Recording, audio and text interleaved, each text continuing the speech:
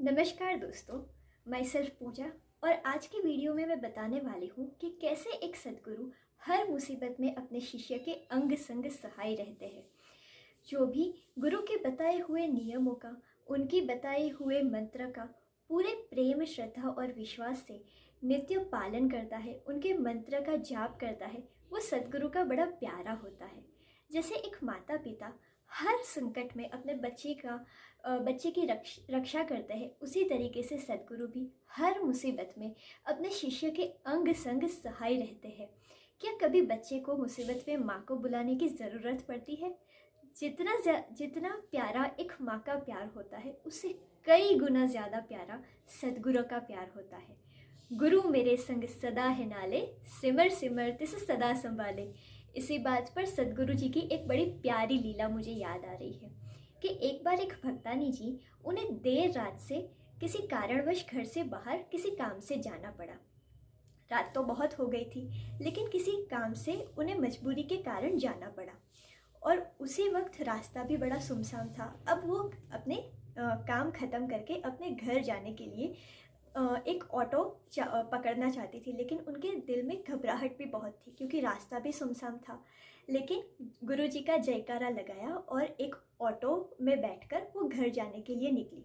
जैसे ही वो ऑटो में बैठकर घर जाने के लिए निकली, वो ऑटो वाले जो भैया थे, वो पीछे आने जाने वाली जो गाड़ियाँ होती है, जिस साइड मिरर से हम देखते हैं, उस साइड मिरर से उस भक्तानी जी की ओर गलत निगाहों से देखने लगा। भक्तानी जी समझ गई कि इनकी नीयत गलत है।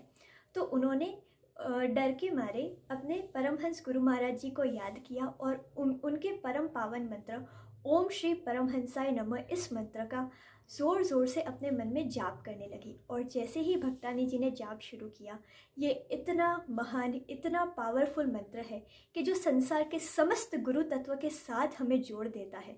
जैसे ही यहाँ उन्होंने मंत्र शुरू किया, उनकी पुकार गुरु महाराज जी के श्री चरणों तक पहुँच गई। और जैसे ही उनकी पुकार पहुँची, गुरु महाराज जी तुरंत अपने नूरानी रूप में उनके पास आकर बैठ गए।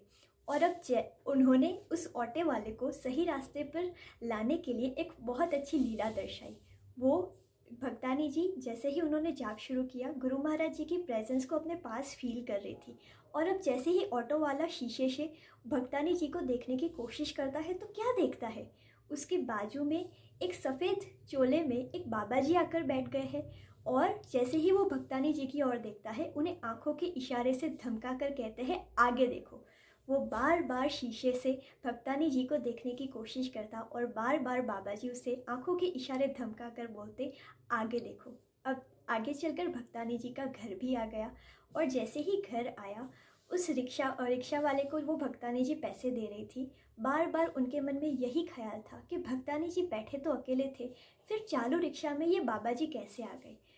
उस ऑटो वाले ने उस भक्तानी जी से क्षमा मांगी और उनसे पूछा कि भक्तानी जी, आप जब ऑटो में बैठे थे तब तो अकेले थे, तो ये बाबा जी सफ़ेद चोले में कहाँ से और कैसे आ गए।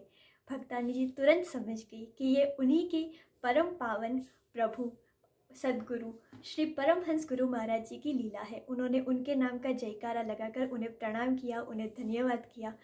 इसी तरीके से एक सद्गुरु हमेशा अपने शिष्य के अंग संग सहाय रहते हैं और हमेशा उनकी रक्षा करते हैं। जो भी उनके बताए हुए ओम श्री परमहंसाय नमः, इस मंत्र का नित्य निरंतर श्रद्धा और प्रेम के साथ जाप करेगा, उसके लिए श्री गुरु महाराज जी ने वचन फरमाए हैं कि सदा हम उसकी रक्षा करेंगे।